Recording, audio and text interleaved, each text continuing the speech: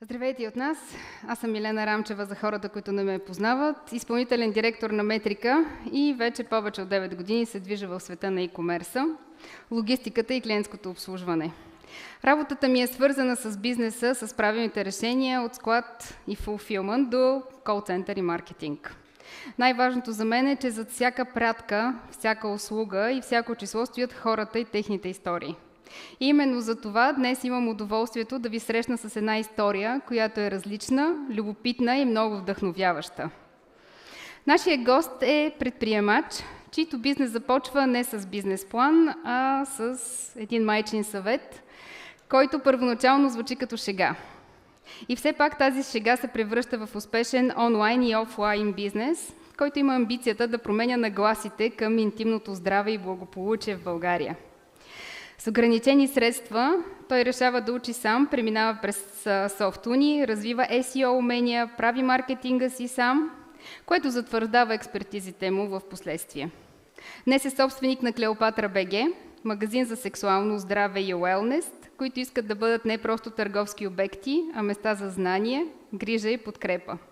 С удоволствие ви представям Борислав Дончев. Благодаря за разкошното представяне.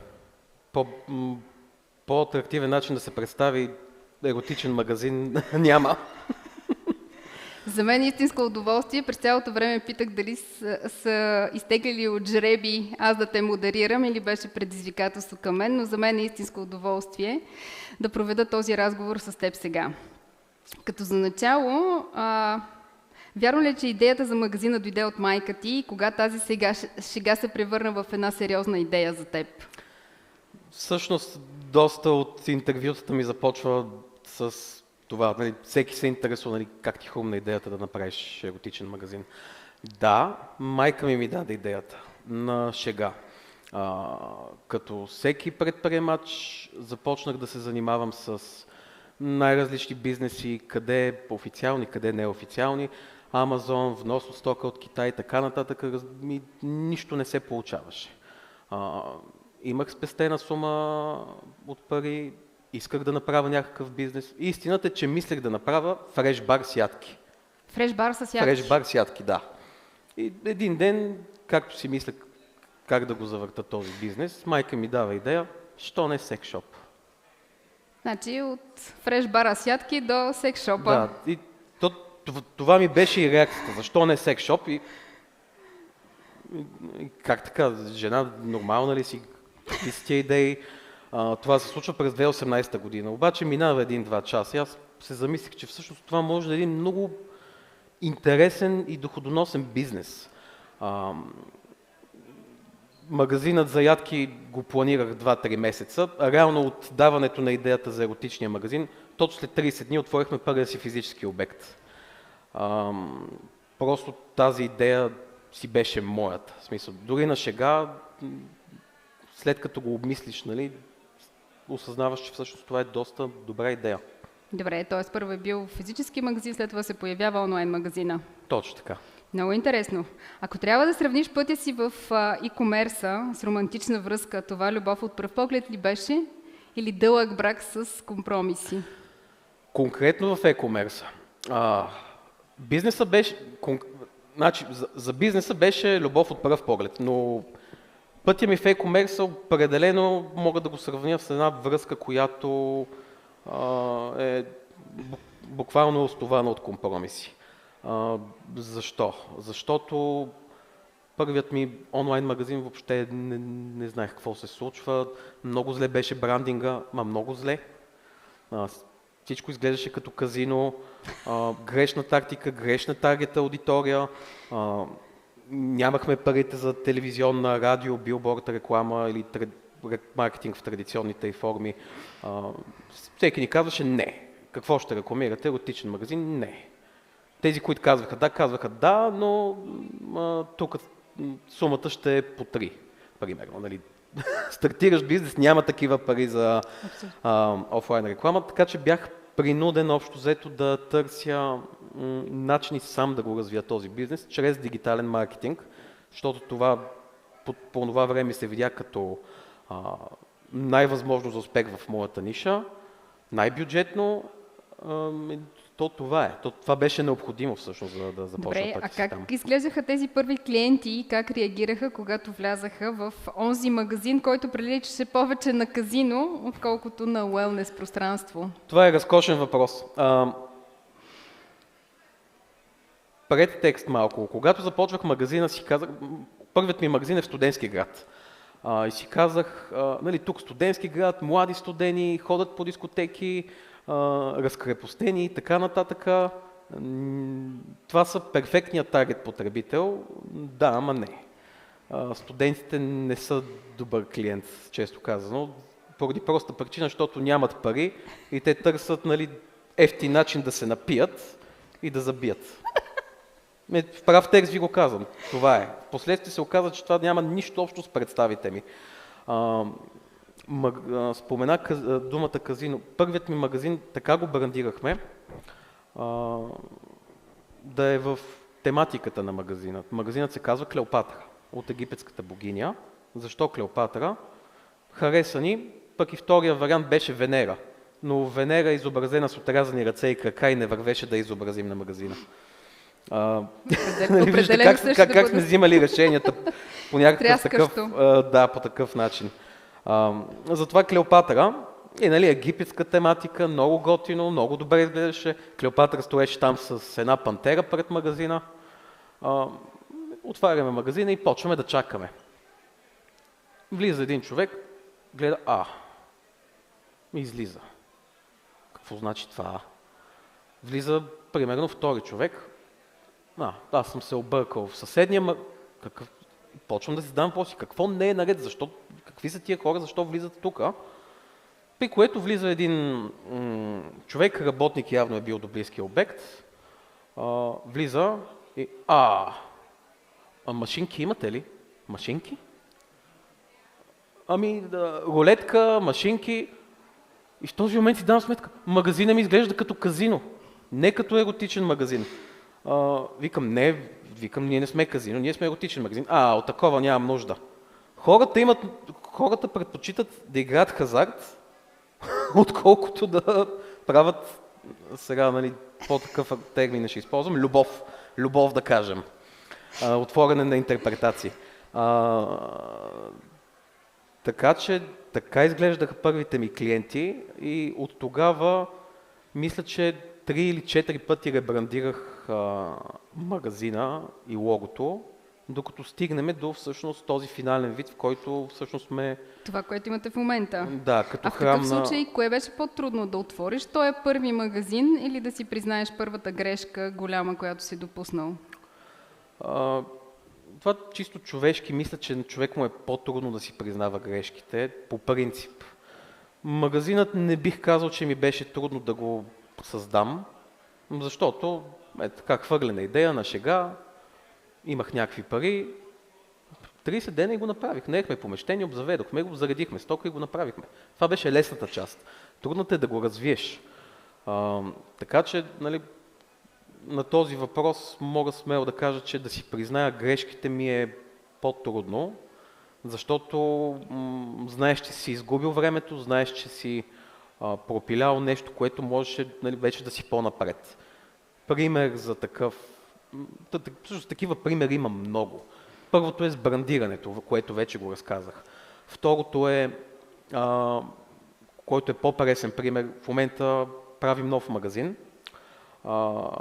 И аз в момента си давам сметка, че тези магазини аз не мога да ги управлявам без точна и ясна структура, обучения, съответно материалите към тези обучения за персонал, за обслужване, за процедури при обаждания, всякакви такива неща и система, която да ми управлява магазините. Това нещо си давам сметка, че трябваше да го направя преди 2025, преди 3 години, когато направих втория си магазин. В момента ще го правя, защото е наложително, а това е можело да ми спести доста нерви, усилия, кражби, разправи, какво ли още не. Нали, всеки, който има бизнес, знае за какво става дума. Добре, Това ли беше именно откритието на софтуера да бъде онова прозрение, което ти даде възможност да развиваш бизнеса напред, или нещо друго откри, което те научи? Не. Прозрението ми в бизнеса е когато осъзнах, че за да правиш бизнес и партньорства, трябва и двете страни да бъдат доволни и да имат изгода от тази сделка. Не говоря само в контекст продавач-клиент, говоря в контекст между партньорства, дистрибутори, логистика и така нататък. Ако аз и ти, например, искаме да работим заедно, да правим бизнес, ако ти искаш да изцедиш максимума от мен, аз няма да работя с теб. Ако аз искам да натоваря възможно най-много, да получа най-доброто и аз да не дам нищо в замяна, ти ще си кажеш, топа за какво ми е, махи се, общо взето. В този момент, това беше мой момент, защото осъзнах, че точно с този метод на работа, хората, които не са при теб да развият идея, да развият бизнеса си, да направят така, че той да е добре и ти да си добре, тези хора сами се филтрират. Тези хора сами си тръгват от такива срещи, дори не се стига до по-нататъчни разговори. Така че за мен това е момент. Тоест да откриеш, че работата с хора трябва да има партньорско отношение и всеки да печели от това нещо. Категорично да. Добре. А Клеопатра БГ казваш, че е магазин, който е силно ориентиран към жените. Кое е най-ценното нещо, което научи за тях като клиенти, което никога не би предположил в самото начало, когато стартира тази идея? Опитвам се да си направя отговора по-красив за споделяне след това в социалните мрежи. Много хора, които правят бизнес, си казват, ще заредим стоката и те ще дойдат. Това беше и моето мнение това си мислех в началото. Ще сложа там едни играчки с функции за вибриращи, за вибриране и те ще дойдат. Не. Оказва се, че в България има България е на изключително неблагоприятна среда в моята ниша за жени. По-рано си говорихме с теб. Повечето магазини са малки, неподредени, изглеждат мизерно. В прав текст, изглеждат мизерно. Ние бягаме много далеч от това. Няма пошлост, няма телевизори с сериали за възрастни, така да го кажа. Не продаваме забранени стоки, всичко е с сертификати, с дистрибутори, но е нормална търговия. И жените имат нужда да отидат в такъв магазин, когато трябва да се почувстват по някакъв начин, увъртях се малко в думите си. Давай направо без да се притесняваш. Да. Повечето хора влизат в еротичен магазин, за да решат някакъв проблем или да се посмеят. Когато ти влезеш да решиш някакъв проблем, ти искаш да бъдеш най-малкото чут, уважаван, да се чувстваш на хубаво място, където можеш да споделиш душата си най-малкото. Защото при нас идват най-различни клиенти. Изневери или емоционална дистанция имат, той много работи, тя само му вика и така нататък. Всичко това в основата са интимни проблеми. И абсолютно. До тези проблеми не се стига просто ето така. Нещо се е случило.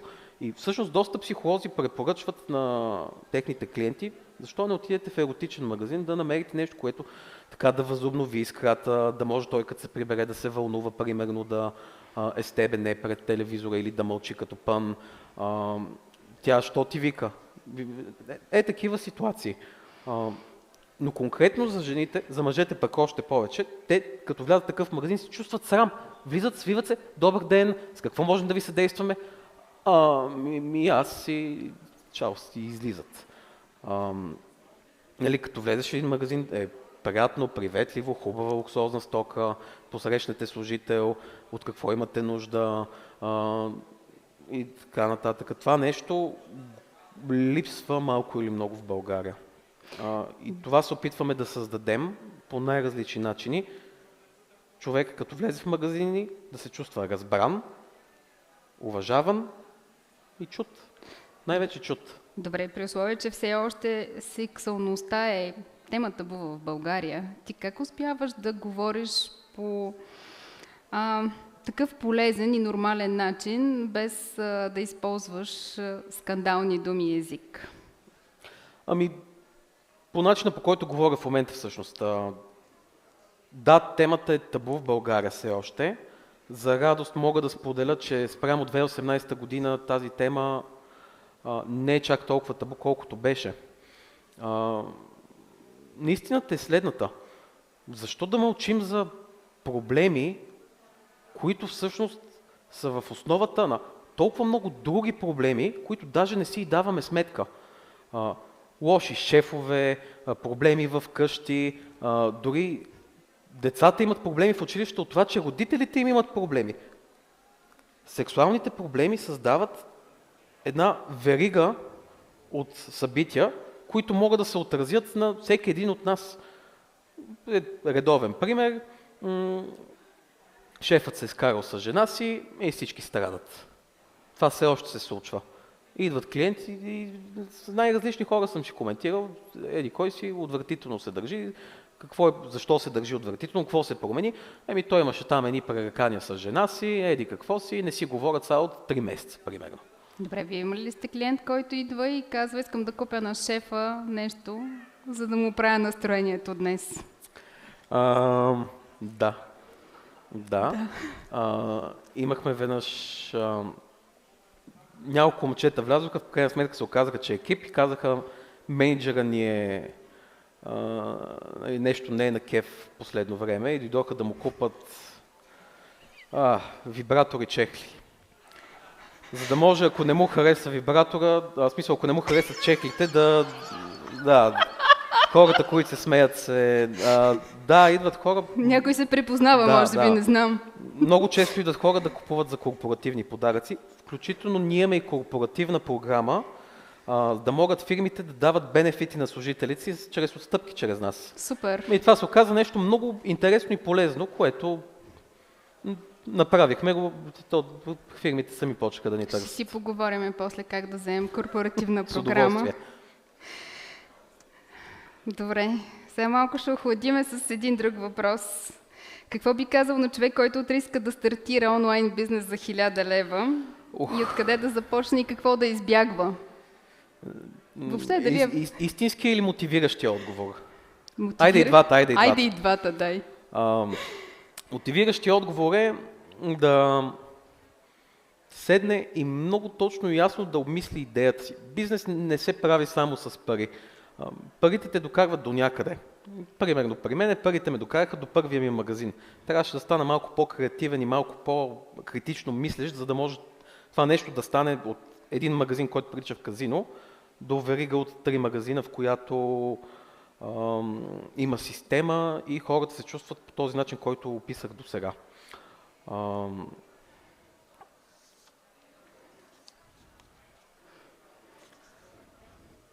Не е лесно да се дават съвети. Хубаво, точно, отговорно е. Много отговорно е.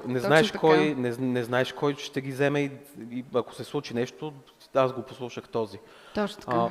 Моя съвет е, това, което бих направил е, първо, разбира се, няма как да се довериш на агенции и така нататък, защото това струва пари. С 1000 лева в джоба трудно. Дай максимума от себе си, има достатъчно много ресурси, живеем в ера в изкуствен интелект. Това да си направиш уебсайт, това да започнеш някакъв стандартен дигитален маркетинг да си правиш сам, това е възможно вече за 1-2 седмици, не, но месец да кажем.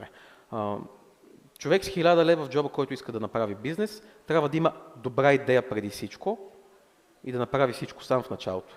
Ако идеята му е добра и се справи с всичко останало, в последствие ще има достатъчно ресурс да аутсорс на някои от задачите, да се довери, да покани консултант, какво мога да направя по-добре. Пак сам ще го върши, но ще има експертно мнение, примерно този път. Следващия момент ще има някой, който да му върши, примерно, платената реклама, да му я върши друг. Или да ангажира, примерно, да си купи щанд, примерно, в поп-ъп шопа тук. Примерно давам. Оттам се тръгва, но с малък бюджет трябва да имаш добра идея и малко топки да рискуваш. Това си е истината. Истински отговор, който си мисля, тия 1000 лева по-добре да ги изпием. Добре. Нали, за съжаление са недостатъчна сума в повечето случаи и са необходими методи за финансиране. Добре. Трудно е да се дават съвети на другите хора, но ако имаше възможност сега да срещнеш онзи Борислав, който те първа започва с шеговитата идея за бизнес, какво би му казал? Това е добър въпрос. Какво бих си казал преди 7 години? Със сигурност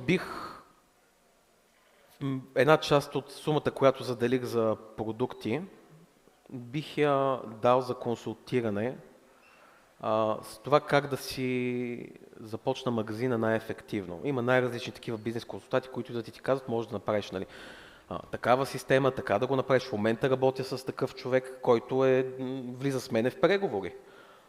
И аз не правя нищо без него. Но една такава, и не е кой знае колко скъпо като услуга.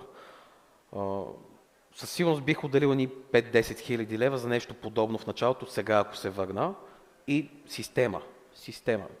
Това е категорично, бих започнал с система за обучение, за служители, за всичко. Процедури и така нататък. Така може човек да скалира. Един обект работи хубаво, втори обект, горе-долу, работи добре, но вече когато почнеш да правиш повече магазини, повече неща, няма как без система. Други брандове мога ли да споделям? Предполагам, че можеш. Пример за това е Happy. Как те постигат едно и също качество с толкова много локации. И с различни готвачи и различен персонал. Система. Хората там следват една система, която е направена буквално като за идиоти. И така трябва да бъде. Ако нещо не е направено като за идиот да го разбереш ти под 5 секунди, значи не трябва да е така. Поне според мен, да не обида сега някой, с моето радикално мнение. Общо взето, немския принцип, освен мотивация, дисциплината е по-важната. Да, дисциплината е много важна. Добре, аз много ти благодаря за откровеността, за историите и за това, което ни показа колко е важно да имаш мисия, дори когато идеята в началото изглежда малко странна или шеговита. А сега ще дам думата на гостите в залата, за да зададат своите въпроси. В контекста на бизнес, който със сигурност се старае да има доволни клиенти, моят въпрос е по-скоро свързан с онлайн търговията като аспект от този бизнес. И това, че в моята практика много често виждам бизнеси, които правят онлайн магазини с идеята, че те сами могат да оперират без кой знае каква грижа. Доколкото разбрахме, комуникацията с клиенти при вас е много важна. Колко влагате и колко е важна всъщност комуникацията и онлайн и кои са каналите, които най-често се използват в вашия бизнес за комуникация с клиентите? Така е, много са важни. Това, на което ние залагаме, е уважението, пак го казвам. Когато, най-прост пример, влиза при нас поръчка, наш служител, когато се обади, примерно да я потвърди, няма. Здравейте, поръчали сте голямо дилдо от секс шоп Клеопатра.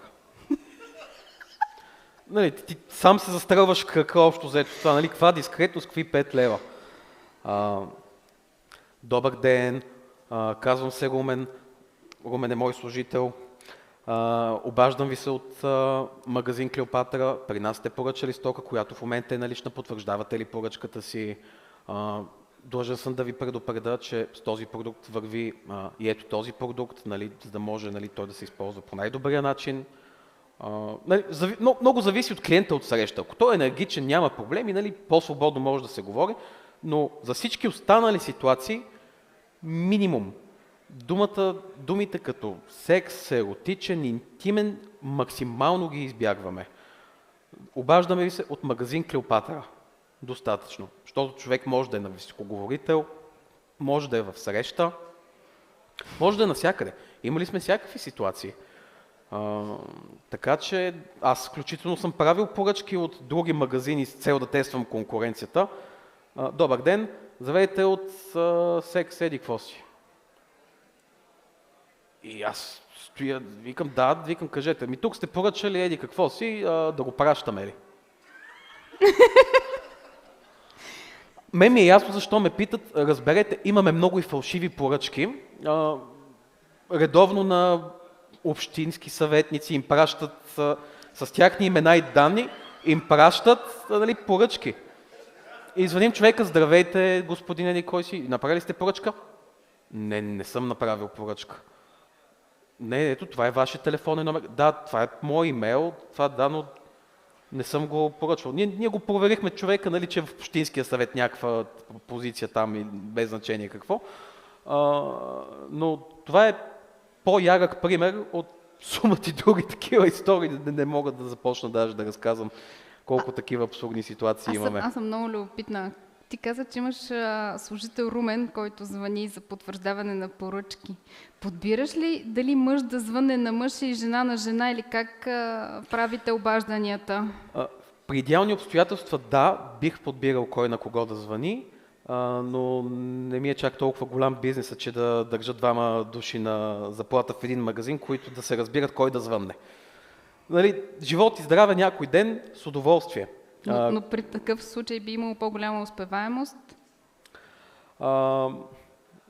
Определено е нещо, което трябва да помисля по-дълбоко, но си мисля, че би имало значение. Това го виждам при обслужването ни. Мъж, когато влезе при мъж, влиза в магазин и започва да разглежда. Обаче, когато види жена, колегата ви кога е? По-късно, сега имам работа и срам ги, хората ги е срам. Да. Колкото и да се бориме срещу това, човек трябва да се пребори със себе си, за да осъзнае колко много проблеми, които той дори не знае, че има, може да реши с едно такова влизане в магазин. Защото, когато влезе човек, ние уважаваме неговото мнение. Желаете ли да ви разкажа повече за стоката или не? Не искам да разгледам. Окей, на разположение сме, ако имате нужда. Да, покажете ми. И отиваме и почваме да разказваме този продукт, какви варианти има. И така нататък според процедурата. А кога и как може да падне това табу? Себеосъзнаване. Не съм особено сигурен и аз, честно казано. А вие мислите ли да работите в тази насока? Определено мислим да работим в тази насока. Имаме планове да се ангажираме пряко с психолози, защото психолозите са един от ключовете към себеопознаването, разбирането на проблемите ти и работата върху тях. Не случайно казах, че много хора идват при нас след разговори, психолози и така нататък. Определено е нещо, което искаме и ще работиме в бъдещето. Много добре. Ще подкрепим идеята. Още въпроси? Давайте! Как позиционираш рекламата в социалните мрежи, платената реклама в социалните мрежи, тъй като аз като инфлуенсър съм работил с секс-шопи, работил съм с секс-календари, имам и колеги, които са работили с секс-шопи и секс-календари и имат страйкове на каналите си. Точно заради това, че социалните мрежи не харесват такъв тип съдържание и го блокират и наистина може да се изтрие целият профил заради нещо подобно. Как вие успявате да позиционирате рекламата платената и как социалните мрежи приемат вашите реклами? Благодаря за въпроса. Истината е, че не се справяме. Рекламата в социалните мрежи, Facebook, Instagram конкретно визирам, забранена в нашия бранш.